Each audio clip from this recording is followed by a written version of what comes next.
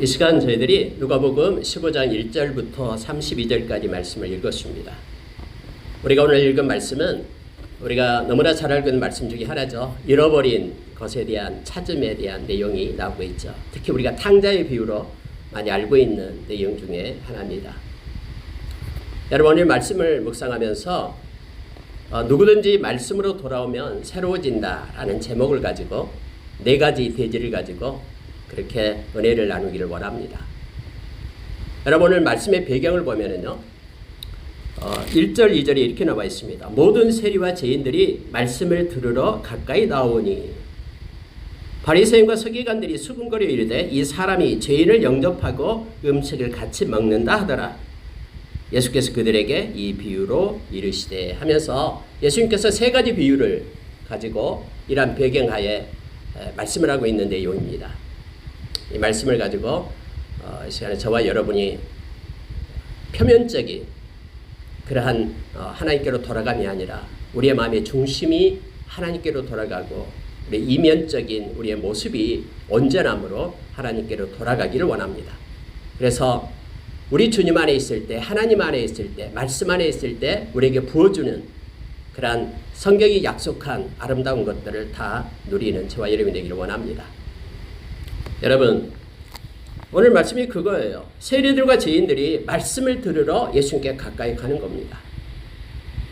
그런데 이걸 보고 있던 바리새인과 서기관들이 성경에 보니까 수군거렸다라고 얘기합니다. 이건 비난하다라는 뜻이죠. 아니, 예수님은 왜 이렇게 거룩함이 없을까? 예수라는 나사렛 예수라는 사람은 왜 이렇게 구별이 없을까? 원래 거룩함은 구별인데 저 죄인들, 저 세리들, 저 나쁜 사람들, 왜 그들이 예수님께 가까이 가는데 예수님이 왜 그들을 차단하지 않고, 왜 그들을 밀어내지 않고, 왜 그들과 함께 하면서 그들을 좋아하면서 오늘 영접했다 하죠. 영접하면서 식사도 같이 하면서 왜 그럴까 하면서 그들이 바리새인들, 서기관들이 수군거리며 쑥덕거리기 시작한 거예요. 여러분, 원래 사람들은 뭔가를 이렇게 자기를 구별시키기를 원합니다. 저 낮고 천한 사람들과는 같이 어울리지 않는다라고, 또 어떤 사람으로부터 신망을 얻고 또 존경을 받고 또 사회적 계층 중에서 높은 계층에 있는 사람들과 어울리면서 마치 자기가 거기에 속함으로 인하여 저기 낮고 천한 사람들과는 구별되어서 내가 이 속에 존재함으로 인하여 그런 기쁨을 얻고 또 나는 저들과 다르다라는 의식 가운데 살아가기를 사람들은 원합니다. 근데 여러분, 그러면서 여러분 바리새인들과 서기관들이 그렇게 했어요. 저 죄를 짓고 있고 나쁜 짓 하고 있는 그들 바로 우리와는 다르다라는 거예요. 그것을 가지고 자기들의 어떤 존재성, 자기들의 가치관, 아니면은 자기들의 정체성을 그것으로 그들은 이렇게 세우면서 그렇게 스스로 기뻐하면서 하나님을 잘 섬긴다고 생각하면서 그렇게 살았던 이들이 바로 이 바리새인 서기관들이었거든요. 여러분, 오늘날도 그런 교회들이 있습니다. 이 교회에 오는 사람들은 이러이러한 조건에 속해야지만 온다라고 또 그렇게 스스로 말은 않더라도 그룹을 지어서 그렇게 밀어내는 이들이 있습니다. 근데 여러분, 이것은 성경적으로 보면 엄청난 죄악 가운데 있음을, 악한 짓을 하고 있음을 성경은 분명히 합니다. 야고보서 2장에서 너희 회당에 금가락질 끼고 아름다운 옷을 입은 사람이 오면은 여기 좋은 자리에 앉아줘서 하고, 남루한 옷을 입은 사람이 들어오면은 너는 거기 서 있든지 내 발등상 아래 앉으라면은 악한 생각으로 판단하는 것이 아니냐 하면서 야고보 선생님은 이것에 대해서 책망하고 있음을 우리가 보게 됩니다.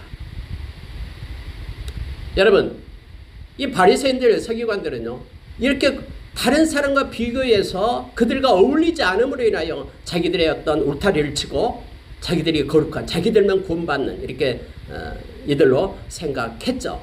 예수님의 이거에 대해서 이 독사의 자식들아 하면서 예수님께서 의분을 그렇게 나타냈던 거 너무나 잘 압니다. 화이십진저 하면서 이렇게 7번이나 그들이 책망했던 것을 우리 너무나 잘 알죠. 여러분, 그래서 이 말씀을 우리가 기억하면서요, 말씀을 들으러 다가오는 그들을 기억해 보시기 바랍니다. 성경은요, 하나님의 말씀과 예수님을 분리해서 말하고 있지 않습니다. 나와 내 복음을 위하여. 예수님 그렇게 말하죠. 요한복음 1장에서는 말씀이 곧 하나님이고 말씀이 육신이 되어 이 땅에 오셨다. 그분이 곧 예수 그리스도라고 말합니다. 알레theia 진리에 대해서 말할 때는 예수 그리스도가 진리시죠. 나는 길이요 진리요 생명이다라고 우리에게 말씀해 주기 때문에 또 하나님의 말씀이 진리다라고 얘기합니다. 뿐만 아니라 하나님의 예수 그리스도의 영, 하나님의 영, 성령님이 진리의 영이다라고 우리에게 가르쳐주고 있죠. 그래서 여러분 우리가 진리로 산다라는 것은 말씀으로 사는 것을 얘기하고 예수 그리스도 안에서 있는 것을 얘기하고 성령의 인도하심을 받는 것이 진리로 사는 사람이다라는 걸 알게 됩니다. 진리를 알 수 있는 진리가 너희를 자유케 하리라라고 요한복음 8장 32절에 말하는 것은 그 진리로 인하여 말씀과 예수님과 성령님 그것으로 인하여 저와 여러분의 얽매였던 모든 죄들이 풀어지고 죄와 사망의 권세에서 우리가 해방되고 우리가 주 안에서 참 자유를 누린다라는 뜻이죠. 그래서 여러분 오늘 말씀이 여기에 있는 세리들과 그리고 죄인들 이들이 말씀을 들으러 예수님께 가까이 나왔다라고 말합니다. 예수님은 그들을 영접했고 그들은 예수 그리스도의 말씀을 듣고 또 말씀을 마음에 받았음을 알게 됩니다. 그러나 이들과는 다른 바리새인과 서기관들은 여기에 대해서 분리하면서 자기는 그들과 같지 않다고 하면서 오히려 그들을 영접하고 있는 예수님을 비난하면서 수군거렸음을 성경은 말하고 있죠. 여러분 이 누가는요 누가복음 18장에서 그렇게 우리에게 말해주고 있죠. 18장 9절에서 14절에 보면은 두 명의 사람이 나가서 하나님 앞에 기도를 합니다. 바리새인이 기도하고요 세리가 기도해요. 이 똑같은 이게 나온 사람 두 사람의 기도예요. 근데 바리새인의 기도를 한번 들어보면 기가 막힙니다. 나는 이런 일하고 이런 일하고 이런 일하고 11조하고 또 선한 일을 하고 또 저기 저 있는 저 세리와 같지 않고 그들과 구별됐다라는 거예요. 나는 그들과 어울리지도 않았습니다. 밥도 먹지도 않았고 그래서 나는 이렇게 하나님 앞에 존귀한 자입니다 하면서 하나님 앞에 기도하고 있는 바리새인의 모습을 보게 됩니다. 근데 여러분 세리는 하나님 앞에 그렇게 기도하지 않죠. 사람과 비교하지 않죠. 그는 내면적 깊숙한 그 마음의 중심을 가지고 하나님 앞에 엎드려서 하나님 나는 죄인입니다. 감히 고개를 들지 못하는 죄인입니다. 하나님이 나를 용서해 주시고 불쌍히 여겨 주십시오.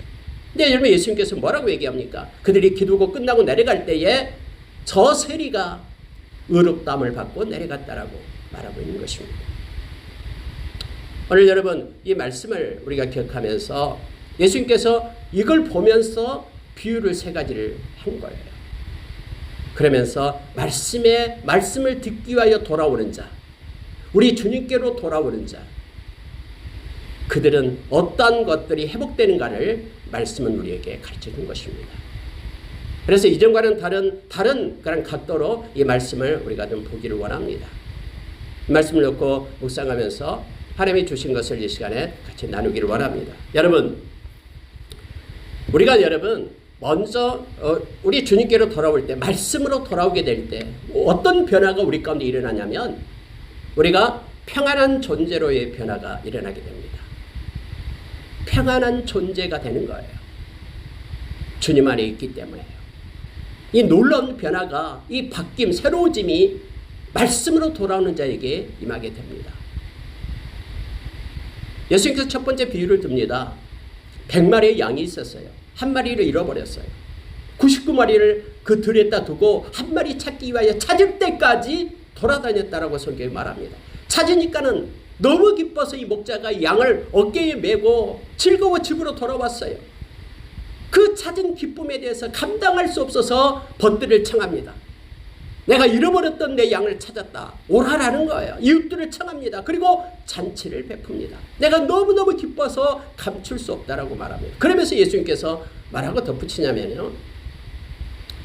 한 죄인이 회개하고 돌아오면은 천국에서 이와 같이 기쁨의 잔치가 벌어진다라고 말씀해주고 있음을 보게 됩니다.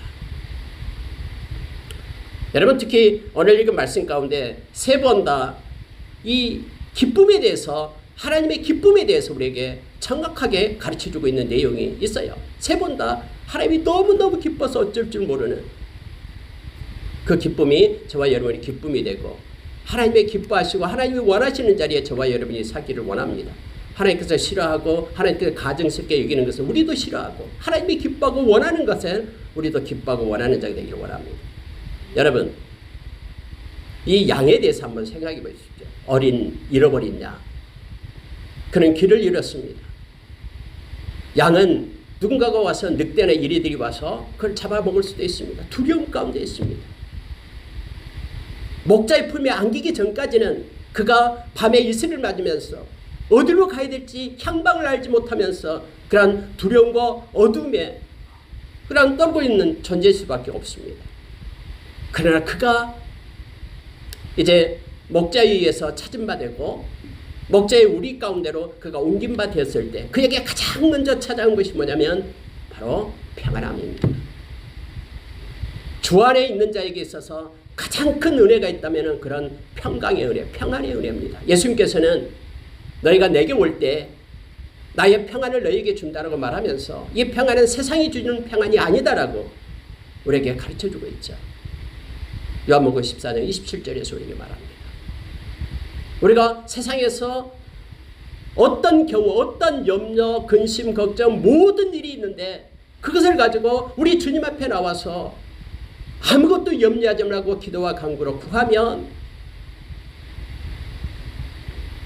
모든 지각에 뛰어난 하나님의 그 평강이 우리의 마음과 생각을 지켜주시겠다라고 빌립보서 4장 6절 7절에서 우리에게 가르쳐주고 있죠. 여러분, 말씀으로 돌아오게 될 때 말씀 안에는 평안이 있습니다. 두렵고 떨림, 걱정, 염려, 근심으로 가득 차 있는 우리의 마음, 향방을 알지 못하는 그러한 어려움 가운데 있을 때라도 주님 앞에 오기만 하면은 주님 안에는 참된 쉼이 있고 평안이 있습니다. 실제적으로 우리 주님은 우리를 지키십니다. 예수님께서 요한복음 10장에 보면은 7절 이하에 쭉 나오고 있죠. 예수님이 이 땅에 오셨어요. 근데 예수님이 오실 때는 내가 온 것은 도둑이 온 것은 도둑질하고 죽이고 멸망시키는 것이지만 내가 온 것은 양으로 생명을 얻게 하고 더 풍성히 얻게 하려는 것이다라고 주님은 말씀합니다. 요한복음 10장 10절에서요. 근데 여러분 그 9절에 보면은 예수님은 양의 문이다라고 얘기합니다. 양들이 들어갈 문, 양들이 안식을 취할 문, 양들이 평안을 누릴 문이 바로 예수님이시다고 말합니다. 그 문을 들어오는 자는 구원을 얻고 들어가며 나가며 꼴을 얻을 것이다라고 주님은 분명하게 얘기합니다. 나는 선한 목자가 되어서 양들을 지킬 것을 얘기하는데 나의 생명으로 지키겠다라고 주님은 말씀하시면서 실제로 우리가 영원히 죽어서 우리의 죄 때문에 영원한 멸망받아야 될 존재인 우리를 그 두려움 가운데서 건져내기 위하여 예수님께서 당신의 생명을 십자가에 놓으신 것입니다. 여러분, 다윗은 이러한 예수 그리스도가 이 땅에 오셔서 우리의 영원한 선한 목자가 됨을 다윗은 미리 알았습니다. 성령의 인도하심 속에. 그래서 시편 23편에서 우리에게 가르쳐주고 있죠. 특히 4절, 5절의 말씀을 보면은 우리가 사망의 음침한 골짜기로 다닐지라도 해를 두려워하지 않을 것은 주께서 나와 함께 하십니다. 그의 지팡이와 막대기가 나를 안위하신다라고 그렇게 말합니다. 사망의 음침한 골짜기에 있다 할지라도 사망이 사면초가 되어서 도저히 구원이 없고 이제는 끝났다, 죽었다는 그 순간이다라고 우리 주님 앞에 돌아올 때, 주님의 이름을 부를 때 우리는 주님으로 부유한 자가 되고 주님의 인도하심 속에 있게 됨을 알게 됩니다. 그러면서 우리에게 가장 먼저 찾아온 것이 바로 평안입니다. 제자들이 예수님 죽고 난 다음에 두려워 떨고 있었습니다. 왜냐하면 예수님처럼 예수님의 제자니까 자기도 잡혀 죽을까 봐 문을 걸어 담그고 돌아다니냐고 덜덜덜 떨고 있을 때 부활의 주님이 찾아오셨습니다. 그러면서 예수님께서 가장 먼저 그들에게 하는 말씀이 평안할지어다 라고 말합니다. 예수님과 함께하는 이들은 평안합니다. 왜냐하면 예수님이 절대로 우리를 버리지 않고 우리를 놓치지 않겠다라고, 떠나지 않겠다라고, 악한 것이 만지지도 못하겠고 우리를 지켜주시겠다라고, 세상 끝날까지 우리와 함께 하시겠다라고 우리 주님이 우리에게 약속하시기 때문에 그렇습니다. 여러분, 말씀으로 돌아가십시오. 불안하고 힘들고 지쳐 있습니까? 걱정과 염려 가운데 있습니까? 두려움 가운데 있습니까? 의심 가운데 있습니까? 무기력 가운데 있습니까? 말씀을 읽어도 깨달음이 없는 가운데 있습니까? 주님의 이름을 부르며 주님께로 가십시오. 그러면 주님께서 우리에게 평안함 가운데 사는 존재로 우리를 변화시켜 줍니다. 어떤 순간에도 우리 믿음의 선진들은 평안함 가운데 믿음의 도를 걸었음을 성경 말해주고 있죠. 내일이면은 이제 헤롯 왕에게 끌어내어서 죽음을 당하게 될 그 시점에 있는 베드로는 감옥에서 잠을 잡니다. 천사가 와서 깨워도 잠을 자고 있죠. 그를 깨워 밖으로 내었을 때 그때서 깨닫게 되죠. 예수 믿는 사람에게 있어서 첫 번째 트레이드 마크가 있다면 이것은 평안입니다. 막 세상을 앞으로 요동할 겁니다. 나의 주변의 환경들은 힘들게 하고 지치게 할 겁니다. 그러나 예수 안에 있는 이들은 평안 가운데 있습니다. 저와 여러분은 평안한 존재를 변화된 사람임을 기억하기를 원합니다. 저와 여러분 잃어버린 이 양이었다가 선한 목자의 손에 들어간 양이 되었습니다. 저와 여러분이 말씀으로 돌아오게 되면 새로워지는 것이 있는데 두 번째는 유익한 존재로서의 변화가 일어납니다.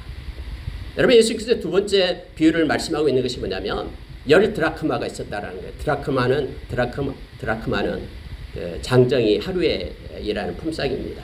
아주 적은 돈이죠. 10드라크마가 있었어요. 근데 여러분 이 은화인데요. 이 10드라크마 속에서 하나를 잃어버렸다라는 거예요. 그래서 이 여인이 너무 걱정하는 거예요. 이거 없으면 안 되는데. 그래서 성경에 보니까는 불을 켜고 등불을 켜고 쓸고 어디 숨었나 막 찾아내는 거예요. 찾을 때까지 찾는 거예요. 근데 찾았어요, 그 하나를. 근데 너무너무 기쁜 거예요.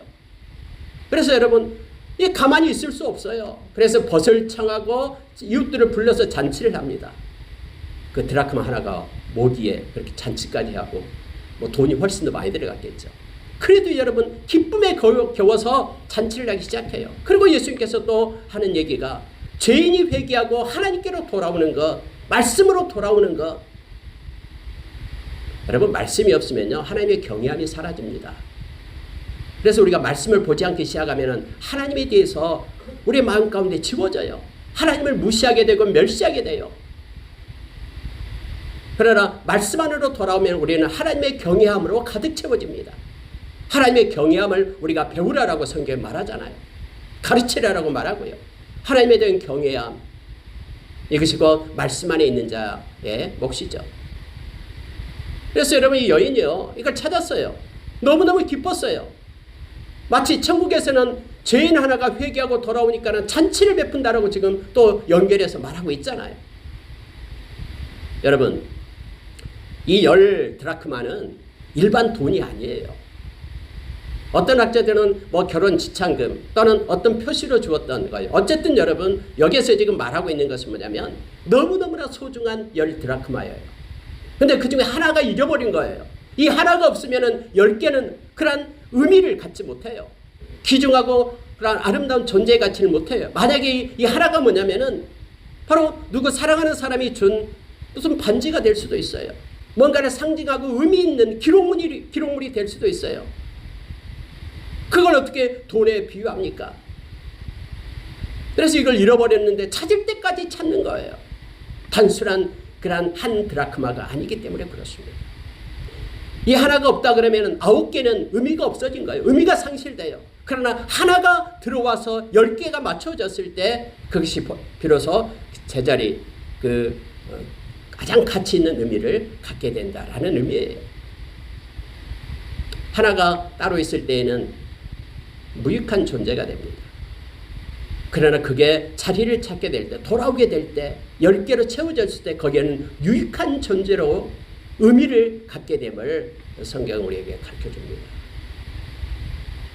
저와 여러분은요, 예수 그리스도를 떠나 있는 삶은 아무리 이 땅에서 엄청난 부를 누리고 산다고 해도, 명성이 높아지고 유토피아를 건설하고 행복하게 산다고 해도 그건 의미가 없어요. 여러분 고린도후서 4장 마지막 절 부분을 보시기 바랍니다. 눈에 보이는 가시적인 것, 그것은 아주 가볍고 경한 것이다라고 우리에게 말합니다. 눈에 보이지 않는 아주 중하고 가치 있는 것이 있다라고 우리에게 가르쳐주고 있는 거예요. 예수 그리스도를 잃어버린 삶은요 이 땅에서 어떤 천하를 다 얻는다 해도 그것은 아무런 존재의 의미가 없습니다. 말씀으로 돌아오고 주님께로 돌아올 때 우리는 유익한 존재가 됨을 성경은 말해주고 있습니다. 고린도후서 5장 17절의 말씀처럼 예수 그리스도 안에 올 때만 새로운 피조물이 된 거예요. 하나님의 자녀가 되는 거예요. 그 신분과 모든 가치가 달라지는 거예요. 잃어버렸던 이 동전 하나, 드라크마 하나가 채워졌을 때 10개의 의미를 갖게 되고, 그래서 너무너무 기뻐서 그 여인이 뛰었듯이 한 생명이 주님께로 돌아오게 될 때 너무 기뻐서 하늘의 잔치가 벌어지듯이 여러분과 제가 말씀으로 돌아가고 주님께로 돌아갈 때 저와 여러분은 유익한 존재가 됨을 기억하기 바랍니다. 빌레몬서를 읽어보면 오네시모가 나와요. 오네시모가 빌레몬의 종이었죠. 빌레몬의 집에서 돈을 훔쳐가지고 도망을 갔습니다. 여러분, 이때 둘러스 이 노예라는 것은요, 그냥 주인의 재산이에요. 그래서 만약에 도망갔다 그러면 잡히면 그냥 죽는 거죠. 근데 로마로 도망왔는데 바울 사도를 만난 거예요. 바울 사도가 만나고 나서 그가 말씀으로 돌아오게 됩니다. 복음을 받게 돼요. 여러분, 빌레몬서는 이 바울이 빌레몬에게 쓴 편지잖아요. 누구를 위해서? 오네시모를 위해서. 오네시모가 이전에는 무익하였으나, 하나님 나라의 무익한 존재였으나 이제는 유익한 존재가 되었기 때문에 내가 빌레몬 너에게 편지를 쓴다. 그가 너에게 갚아야 될 모든 돈, 모든 것들을 내가 갚겠다. 그는 하나님의 나라를 위하여 유익한 존재가 되었다라고 하면서 글을 쓴 편지가 바로 빌레몬서잖아요. 옥중서신으로. 여러분과 저는 예수 안에 있을 때만 존귀한 존재가 됩니다. 그 예수의 보배 안에 있기 때문에 그렇습니다. 그러나 예수를 떠나서는 저와 여러분은 아무것도 아닙니다. 요한복음 15장 5절의 말씀처럼 너희들이 나를 떠나서는 아무것도 할 수 없다라고 성경은 우리에게 가르쳐주고 있죠. 말씀으로 돌아갑시다. 주님께로 돌아갑시다. 그러면 저와 여러분은 얼마나 귀한 존재냐면은 하나님께서 우리가 얼마나 귀한 존재이기에 당신의 아들을 대신 우리 대신 죽이고 우리를 살리는 그러한 하나님의 사랑을 받은 존재임을 우리가 기억하기를 원합니다.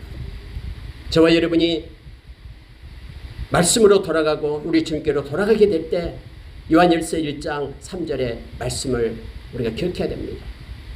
코이노니아가 일어납니다. 다시 말하면 사귐이 우리 가운데 있게 되는 거예요. 근데 그 사귐은 하나님의 깨끗한 마음으로 주를 부르는 자들과의 사귐, 하나님과의 사귐, 예수 그리스도의 사귐, 하나님의 성도들과의 사귐, 그 사귐 가운데 우리가 있게 되고 우리는 존귀하고 보배로운 존재가 되고 유익한 존재가 됨을 기억하기를 원합니다. 여러분, 한 드라크마가 잃어버린 채 어디에 숨겨져 있다 그러면 그것은 아무런 의미가 없습니다. 그러나 그가 찾은 바 되고 채워졌을 때 그 속에 담긴 여러 가지 의미가 있게 됩니다. 결혼 반지를 잃어버렸다 그러면, 찾게 되었다 그러면 너무너무 기쁠 것입니다. 너무 기뻐서 그 가치를 떠나서 친구들을 모아서 내가 이렇게 찾았다 하면서 기뻐하며 그렇게 잔치가 벌어지겠죠. 저도 옛날에 결혼 시계를 잃어버린 적이 있습니다.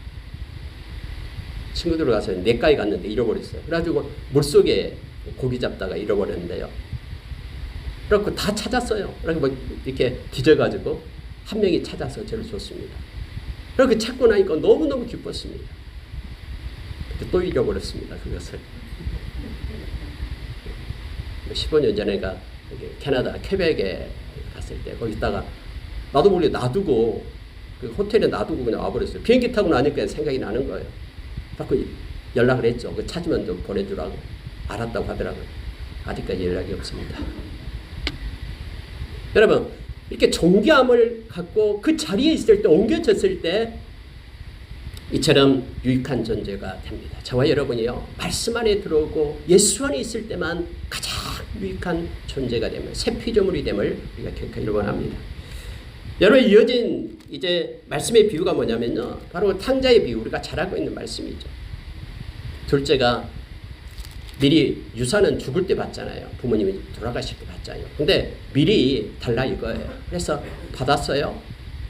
그걸 가지고 다 돈으로 바꿔서 먼 나라에 갔습니다. 화랑방탕에 썼다고 얘기하죠. 돈 있을 때는 친구들도 많았는데 돈이 떨어지니까 친구도 없어요. 근데 여러분 성경은 참 오묘해요. 자, 14절에 보면은 다 없앤 후 그 나라에 크게 흉년이 들어 그가 비로소 궁핍한지라 이렇게 되어 있죠. 다 돈이 다 떨어지니까 준비된 게 뭐냐면 흉년이 와요. 설상가상으로. 근데 성경이 이렇게 표현해요. 그가 비로소 궁핍한지라. 이 비로소라는 단어를 탁 집어넣는 거예요. 왜요? 이제 돌아올 때가 되었다라는 거예요. 돈 있으면 돌아오겠습니까? 그래가지고 먹고 살기 누군가 뭔가를 벌어서 먹어야 되는데 먹고 살 길이 없어요. 그래서 어디 가냐면은 돼지 치는 그러한 일을 하게 됩니다. 여러분 유대인에게 있어서 돼지 치는 일은 가장 천박한 생활이에요. 누구도 돼지를 치지 않으려고 해요. 왜냐하면 돼지를 못 먹게 돼 있잖아요. 그들의 율법이에요. 그래서 그의 삶은 가장 천박한 가장 낮은 산까지 떨어졌다라는 거예요. 품꾼이에요. 돼지 지엄열매를 먹고 싶어도 주는 사람이 없어요. 먹을 수가 없어요. 그때야 비로소 생각한 거예요. 우리 아버지 집에 내가 품꾼이 되었다면 나는 배는 고프지 않을 텐데. 그래서 그가 결단하고 내가 우리 아버지 집에 가서 품꾼이 돼야 되겠다 라고 돌아가는 거예요. 어떻게 돌아가는지 모르겠으면 돌아가요. 옷은 남루와 있겠죠. 막 더럽고. 근데 여러분 산거가 뭔데 거리가 뭔데 아버지가 보고 와서 맨발로 쫓아나가잖아요. 그를 안고 입 맞추고 말하잖아요. 아버지 내가 품꾼이 되겠습니다 라고 말하는데도 말 듣지도 않잖아요. 아버지가 더러운 옷을 벗기고 아름다운 가장 제일 좋은 옷을 입히고 금가락지를 끼고 신발을 신기게끔 하죠. 여러분 주께로 돌아가면 말씀으로 돌아가면요. 우리 주님께로 돌아가면은 놀라운 일이 뭐냐면은 우리가 비천한 존재에서 존귀한 존재로 변화가 됩니다. 가장 보배롭고 존귀한 하나님의 자녀의 신분으로 우리가 바꿔지는 거예요. 죄와 사망의 법에서 우리 주님 안에 있는 성령의 생명의 법을 우리가 얻게 되는 거예요. 그래서 여러분요, 우리가 말씀으로 돌아가고 주님께로 돌아갈 때예요. 우리에게는 존귀한 존재의 변화가 일어나기 시작합니다. 이 둘째 아들이 지금 성경에도 우리에게 가르쳐주고 있어요. 이렇게 돌아오라라고 지금 우리 주님은 우리에게 말씀하고 있는 것이죠. 여러분 존귀한 존재는 세 가지가 있어야 됩니다. 오늘 얘기 말입니다. 첫째는요. 아름다운 옷을 입어야 돼요. 더럽고 추하고 있는 냄새나는 이 옷을 벗겨져야 되죠. 그리고 아름다운 옷을 입어야 됩니다. 옛날에는 옷이 그의 신분을 상징하잖아요. 이 자색 옷이나 옛날 금색, 황금색 옷은 일반 시민들이, 일반 서민들이 입지 못했잖아요. 왕들, 귀족들이 입는 옷이기 때문에. 여러분 여기서 가장 좋은 옷을 갖다 입혀라라고 말합니다. 우리가 여러분 스가랴서 3장 3절 4절에 보면은 여호수아가 나와요. 여호수아는 장군이 아닙니다. 여호수아서에서 나온 여호수아만 장군이고 이때 여호수아는 대제사장이에요. 근데 제사장이 더러운 옷을 입고 있어요. 하나님 앞에 섰어요. 그래서 이 더러운 옷을 벗겨라라고 얘기합니다. 그러면서 아름다운 옷을 입히라라고 성경에 말합니다. 그런데 아름다운 옷을 입히라라고 말할 때에 무슨 말씀이 따라오냐면은 너의 죄가 사하여졌다라고 말합니다. 죄가 가지고 있으면요. 이건 더러운 옷이에요. 덕지덕지 붙어있는 쇳덩어리들이 고름주머니들 막 쇳덩어리들이 막 덮여있는 거예요. 마치 나병 환자처럼요. 우리 눈에는 아름답게 보일지 모르나 그 이면적인 내면의 마음속 깊은 것까지 알고 계시는 보고 계시는 주님께서는 너무너무나 더러운 옷이에요. 근데 여러분 존귀한 그런 존재로서의 변화가 일어나면은 깨끗하게 되는 것이죠. 예수의 보혈로 새롭게 되고 새 마포를 입는 거예요. 하나님 앞에서요. 가락지를 끼우라라고 얘기합니다. 가락지는 권세를 얘기합니다. 종은 권세가 없습니다. 종은 누구에게 뭔가 명령할 것이 없어요. 늘 명령만 받는 것이죠. 근데 가락지를 끼우면요. 가락지를 끼운다라는 것은 그 권세를 양도한다라는 뜻이에요. 창세기 41장 41절 이하에 보면은 요셉이 바로왕 앞에 서잖아요. 그때 바로가 자기 가락지를 딱 빼가지고 요셉의 손가락에 끼워줘요. 그러면서 이제는 모든 이집트에 있는 애굽에 있는 모든 지방의 사람들이 너의 명령을 들을 것이다 라고 말합니다. 그 권세를 행사해라라는 거예요. 아버지께로 돌아온 이 아들에게 아버지는 자기의 반지를 빼서 아들에게 주는 거예요. 이제부터는 너는 종이 아니라 품꾼이 아니라 아들이다라고 말하는 거예요. 그 권세, 존귀한 권세를 다시 갖게 하는 거예요. 여러분과 저는 예수 이름의 권세를 가진 자들이에요. 마가복음 16장 18절에서 성경 우리에게 가르쳐 주잖아요. 믿는 자에게 이름 표적이 따른다. 내 이름으로 귀신을 쫓아내며 새 방언을 말하며 독을 마실지라도 해를 받지 않고 병든 사람을 위하여 기도하며 낫는다라고 우리에게 가르쳐 주잖아요. 그런 권세가 우리에게 임합니다. 골로새서 1장 17절의 말씀을 보면은 너희는 그래서 이제는 내 이름으로 해라. 예수의 이름으로 일에나 말에나 예수의 이름으로 행하라라고 우리에게 말합니다. 예수 이름의 권세가 저와 여러분에게 주어진 것입니다. 이게 여러분 존귀한 존재로서의 변화입니다.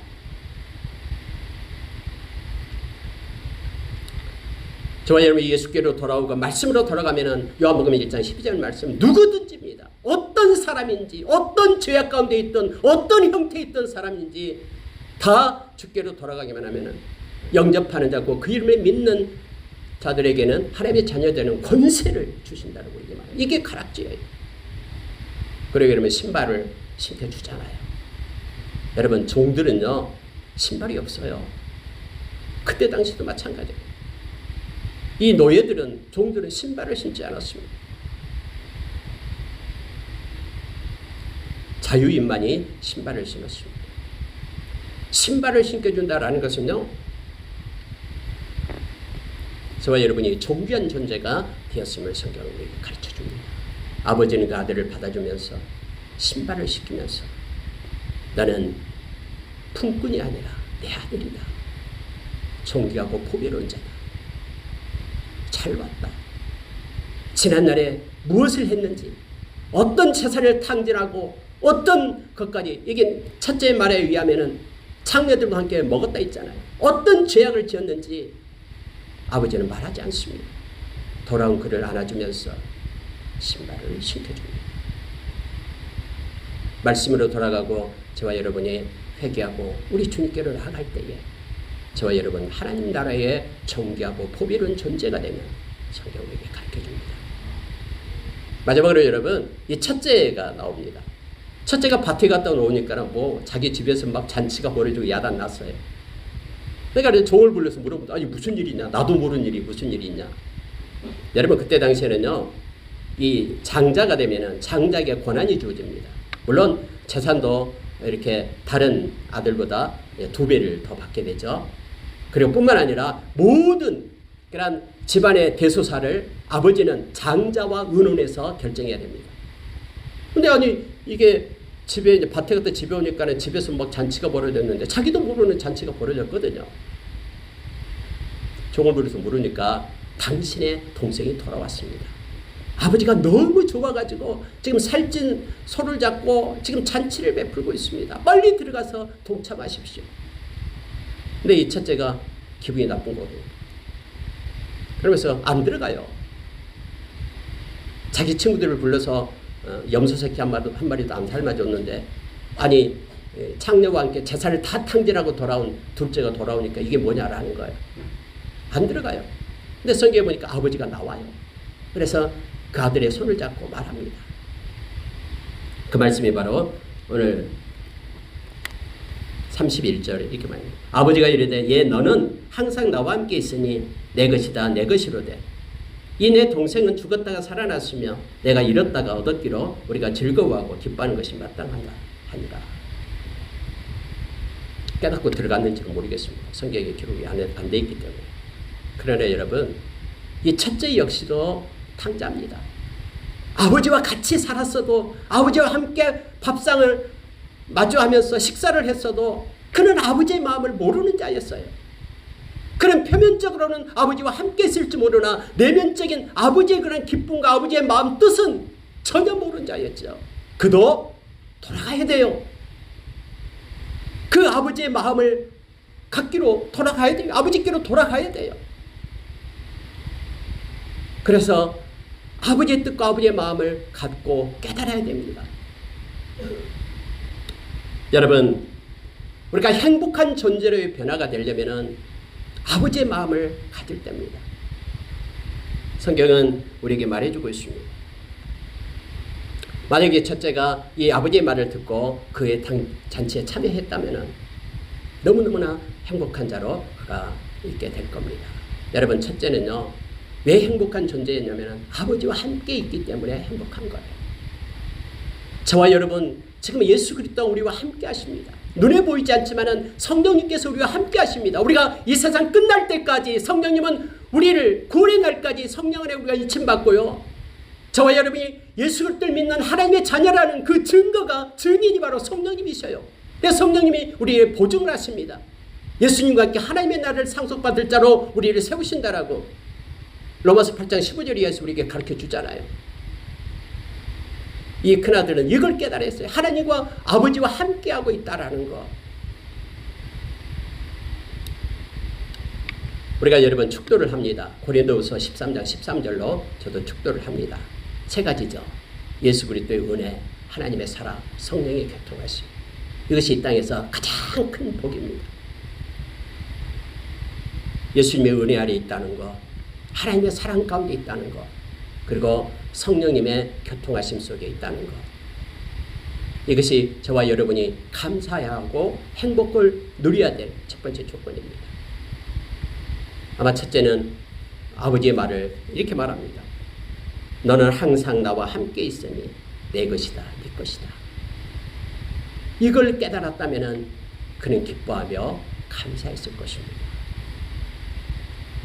뿐만 아니라 여러분, 이 말씀으로 돌아가게 되면요, 특히 마음 가운데 하나님이 주신 막 찬미가 일어나게 됩니다. 우리가 골로새서 1장 16절 너무나 잘 하잖아요. 이 세상에 지혜를 얻게 되고 시와 찬미와 신령한 노래로 하나님을 찬양하고 또 하나 나타나는 게 뭐냐면 감사예요. 감사.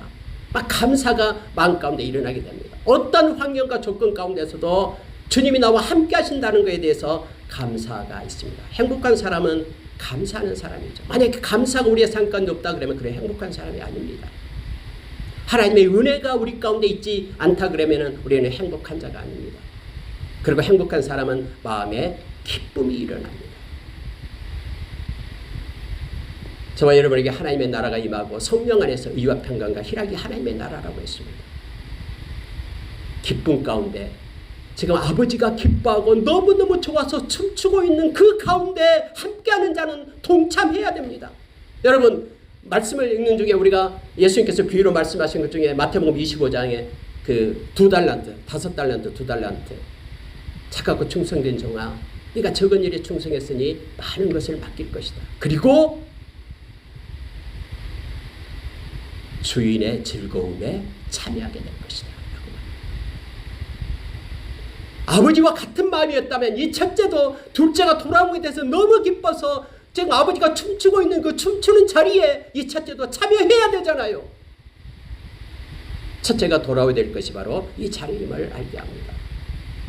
여러분, 우리가 진심으로 주님께로 돌아가게 되면, 말씀으로 돌아가게 되면 행복한 존재로 변화됩니다. 하나님이 기뻐하는 거 나도 기뻐하고, 하나님께서 원하는 자리에 서서 기뻐하고, 항상 기뻐하고, 기도하고 감사하고, 이 세 가지는 하나님의 뜻이 되어 있잖아요. 말씀을 마치겠습니다. 누구든지 말씀으로 돌아오면 새로워집니다. 평안한 존재로 변화되고 유익한 존재로 변화되고 존귀한 존재로 변화되고 행복한 존재가 됩니다. 그러나 말씀을 떠나고 주님을 떠나서는 이와 같은 평안과 유익과 존귀와 행복은 이 땅에서는 구할 수 없음을 성경은 우리에게 말해줍니다. 저와 여러분이 주 안에 있어 주님과 동행함으로 남은 생을 살 동안에 이러한 새로워진 존재로 하나님께 영광 돌리는 삶 살기를 원합니다. 기도하겠습니다.